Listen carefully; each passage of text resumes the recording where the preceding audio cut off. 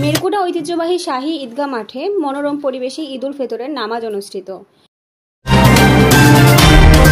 ব্রাহ্মণবাড়িয়ার নবীনগর উপজেলা বিদ্যাকুট ইউনিয়ন মেরকুটা ঐতিহ্যবাহী শাহী ঈদগাহ মাঠে অত্যন্ত সুন্দর ও মনোরম পরিবেশে ঈদ উল ফিতরের নামাজ অনুষ্ঠিত হয়েছে। জনাব শফিউল আলম দানিশ মেম্বারের পরিচালনায় বক্তব্য রাখেন বিশিষ্ট সমাজসেবক জনাব আব্দুল আওয়াল সাহেব, বিশিষ্ট ব্যবসায়ী জনাব মোহাম্মদ বাবুল মিয়া, জনাব হাজি আব্দুল হান্নান সাহেব, জনাব শাহিন বিশ্বাস, মোহাম্মদ কামাল মিয়া, সমাজসেবক জনাব মোহাম্মদ জামাল মিয়া, জনাব দুলাল মিয়া, জনাব ইদ্রিস খান, জনাব আসাদ মিয়া, মোহাম্মদ আজহার মিয়া, মোহাম্মদ ওমর ফারুক প্রমুখ। ঈদের নামাজ শেষে মুসলিম উম্মার শান্তির জন্য মোনাজাত করা হয়।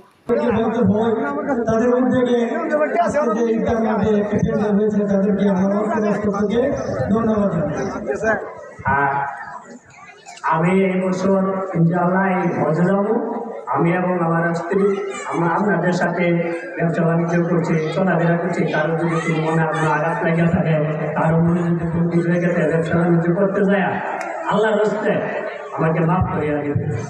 Desk report, Nabinagar news TV.